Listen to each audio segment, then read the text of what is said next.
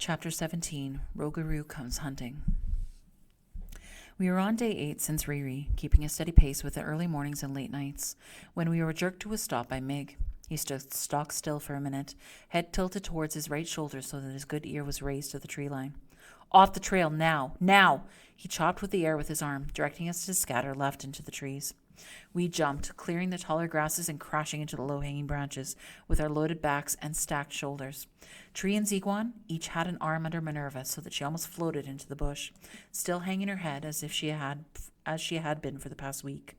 Meg stayed on the trail until we were all off, then slipped in beside us, quickly passing us in near complete silence.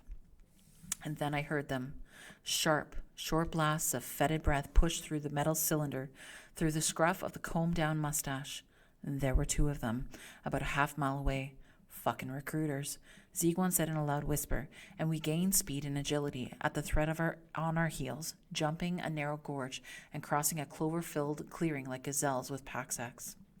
Meg turned to the right and we followed, tumbling through a dense thicket, coming out the other side into another low clearing with nettles in our hair. We ran until we couldn't hear the whistles anymore, until we zigged and zagged our way to what seemed like an untraceable spot. It was nearing dusk when we finally stopped. Minerva was half asleep in the twins' grip, and Cherie had sweat through his outer sweater by then.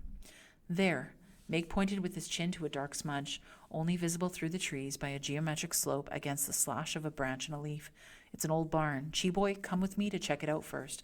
We can crash there. There'll be no fire tonight, so walls would be good." "Frenchie," Mig said, "take lookout position there." He pointed to an oak about 15 feet from where the group was huddled. I shrugged off my pack and took a run at the trunk. By the time I stopped, I was high enough to see over the squatter pines and over the roof of the barn where Mig and Cherie were scouting. The sky was navy blue in the east, azure overhead, purple bleeding out to a pink-strained orange in the west. The north was black, and that was the direction we were headed. The medicine wheel wearers were down south. The schools were an ever-spreading network from the south stretching northward, on our heels like bushfire. Always north. To what end? Now we'd lost Cherie. Now I'd shot a man. Would I even be welcome in the north? I couldn't even protect a little girl. Tears flooded my eyes. I wiped at them furiously with my sleeve. I had to keep a sharp eye. Couldn't lose another one of us. Meg's fluttery owl call brought me back down to earth. Rose was waiting for me with my roll. "Let's get going. We can't make light tonight, so we need to hurry if we want to get the camp settled in the barn." I took my baggage and unloaded Riri's off the top of hers to add to my own. We couldn't ditch her stuff, not yet anyways. She rewarded me with a smile that showed a missing tooth on the left side and a dimple on the right cheek. What I would have carried 1,000 pounds for that. The barn was empty. Not even the leftover scent of manure greeted us. At first it seemed all hollow and singular, but by the last fading light by the moonless sky we caught the outline of the ladder on the far wall. Cherie held the base while Ziguan carefully made his way up, testing each rung with his rubber boot before putting his weight on it, and then he disappeared into the darkness. "It's all soft hay up here. Can we sleep up here?" Ziguan tossed a few handfuls down like confetti. It was a loft. We each went up the ladder, one by one, plopping onto the soft nest of hay. Fine, we can stay up here tonight." Meg tried to be stern, but he was already fluffing up the next soft bundle to lie back on. "But being cut off from the exit's not a good idea, so it's early to rise tomorrow, before even the sun, so that we can put some more ground between us and them." "Hey, Meg," it was Wob calling from below. "Minerva won't come up." We leaned over the edge to check it out, and sure enough, Minerva stood far back from the ladder, arms across her chest, kerchief tight around her face. "Minerva?" She just shook her head, not even looking up at Meg. "Minerva, you okay?" She nodded, her mouth a thin line. "You want us to come down?" We all held our breath. Slopper immediately pretended to be asleep, letting out one fake, wavering snore. "No," she almost shouted it. "Stay." We sighed, and Slopper's eyes opened. Okay. Meg rubbed his chin. "Did you want us to make your bed down there?" She nodded again and walked to the center of the open barn, pointing at the floor directly in the middle. "That's not going to be very comfortable, Min," Wob cooed. Her concern was greeted with a grunt and arms refolded over 3 layers of sweater. Minerva had been irrational since Riri's fall. It had been 8 days of forced meals, stubbornness, and waves of tears. Even getting her into the bush to relieve herself was an operation in patience. "All right then," Mig conceded, swinging his feet over the edge onto the ladder. "Let's get you settled." Mig and Wob and Minerva made Minerva a nice bed that evening, using 2 donated sleeping bags from the contented kids in the loft. Meg even had his nighttime smoke down there with her, taking extra long hauls so she could smudge herself, making shallow cups out of her crepe paper fingers and pulling the smoke over her covered head. I watched for a bit, and at one point she looked up at me, right at me, and held a single finger to her lips. I was already quiet, so I didn't quite get it, but then again, what was there to get about Minerva? I kept an eye on the 2 elders below, but when Rose accidentally kicked my foot and then left her toes warm against my sole, I lost all sense of anything other than the one patch of skin.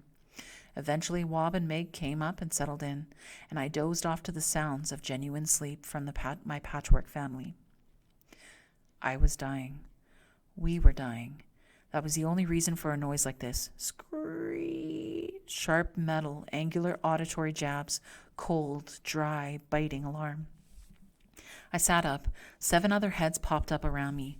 From close by, there was a chaos of singular lights, flashlights bouncing off the trees, shuffling polyester shorts, the squeak of gym sneakers on a wooden floor, and those whistles. Screech.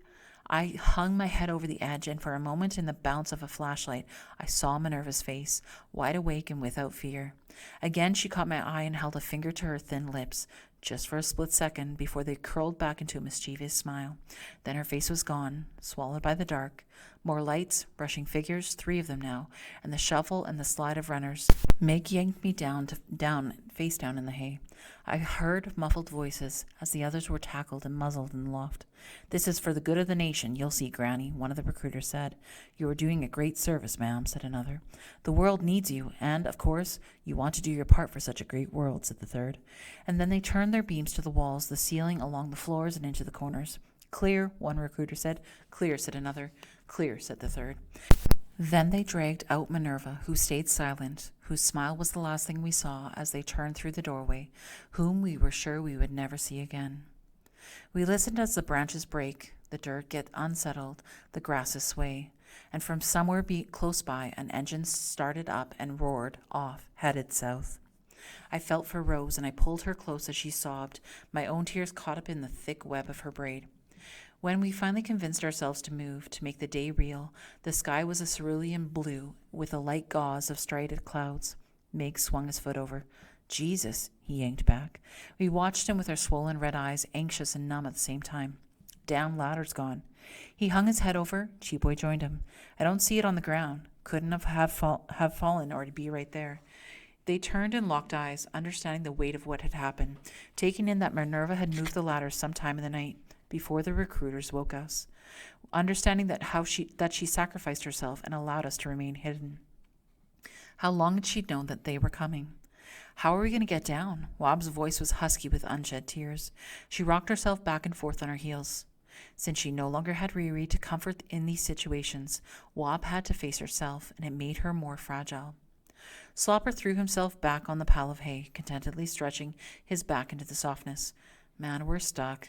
I had an idea. I grabbed a handful of hay from beside me and threw it over the edge. And then I grabbed another and another, throwing it off as fast as I could, and Rose caught on and started kicking it over. "Hey," Slopper complained, "quit tossing all of our bedding."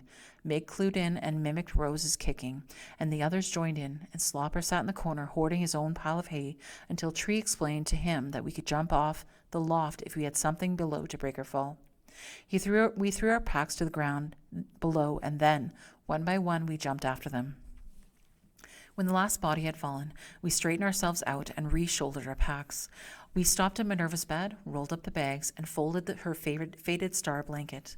Wob took that one. She unfolded it halfway to tuck Riri's soft blankie inside and then folded it back over, her grief inside grief like the blankets themselves.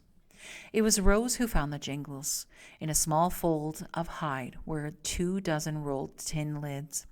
They weren't smooth and uniform like the jingles we'd seen in old pictures, hung from women's dresses, being danced into the grand entries at the old powwows when they were safe to make noise.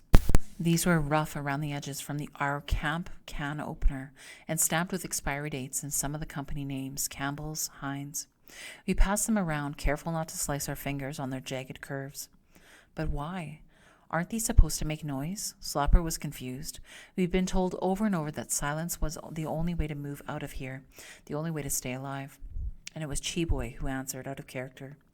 Sometimes you risk everything for a life worth living, even if you're not the one that'll be alive to live it. We wrapped them back up in the hide we'd found them in, and Rose pushed them into her pack, tears streaming down her dusty cheeks. Meg left a pinch of his precious tobacco on the spot and mumbled his own goodbye as we shuffled out into the bright new day. Well, he said, joining us in our squinty examination of the woods, north it is. He turned to start the jog back into the cover of bush. My feet wouldn't move. No. I barely recognized my own voice. The others, slowly following Meg, stopped and turned until finally Meg did as well. What's that, French?